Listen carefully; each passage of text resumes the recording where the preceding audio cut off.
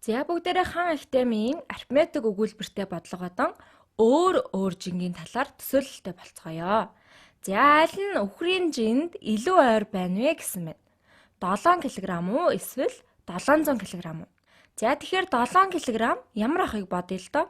Хэрвээ та нар фунтээр жинг хэмжиж сурсан бол 1 кг нь 2.2 фунттэй тэнцүү тийм үү?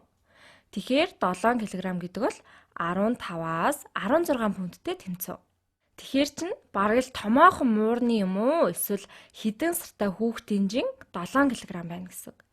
За тэгэхээр ихэнх үхэр дөнгөж томоохон муурны хэмжээтэй биш байдаг тийм ээ. Хамаагүй том байдаг тийм үү? Тэгэхээр 700 кг нь арай илүү ойрхон байх шиг байна. За ойролцоогоор 1500 фунт болно тийм ээ. Үхэр чинь их том шүү дээ. Их ч жинтэй. Тэгэхээр 700 кг гэснийг нь л сонгоноо. За 7 кг гэдэг арай л байж боломгүй. За багшийнх нь хэлснээр томоохон муурны л жин. За цааш нь бодъё. Глиндагийн бүх шидэт тохиур ижил жинтэй. Глинда нэг тохиурын жинг мэдж байгаа. 7 ширхэг шидэт тохиурын нийт жин хэд вэ? За нэг шидэт тохиурын жин 6 г гэж өгөгдсөн байна. 6 г гэж тийм хүнд биш гэдгийг та нар мэдэх бах. Тэгэхээр өмнөх дасгалаараа бүгдээрээ килограммаар батсан. 7 кг эсвэл 700 кг гэж. За грамм гэдгийн өмнө килог бичгээр 1000 грамм гэсэн үг. Тиймээс 7 кг нь 700 грамтай тэнцэнэ. За харин энд зүгээр л грамм гэсэн байна. Тэгэхээр грамм бол тийм ч хүнджин биш байх нь.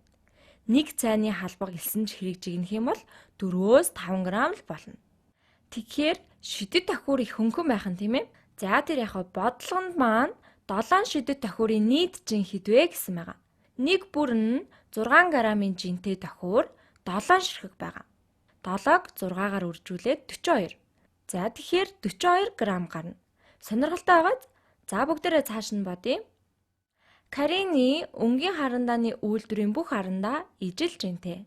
Карин 7 ширхэг өнгийн харандааг жигнэж үзэхэд нийт жин нь 56 г байжээ. Нэг өнгийн харандааны жин хэд вэ гэсэн байна.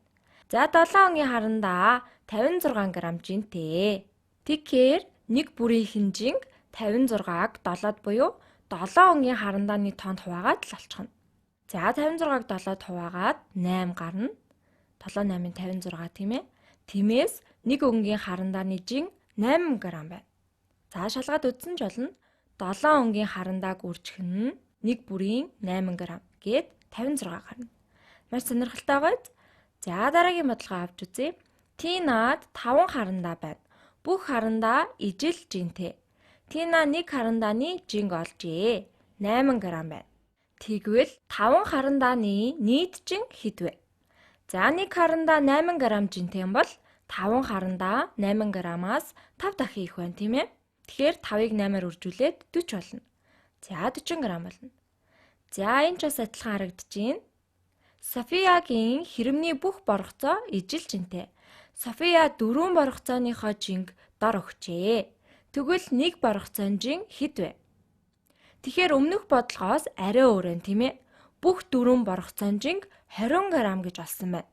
Тэгвэл нэг боргоцоон жин хэд вэ? За тэгвэл 4-ыг хэдээр үржүүлвэл 20 гарах вэ?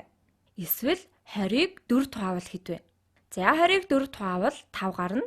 5, 10, 15, 20. За нэг бүр нь 5 г бол 5 г-ыг үржих нь 4-гээд 20 г гарах нэ.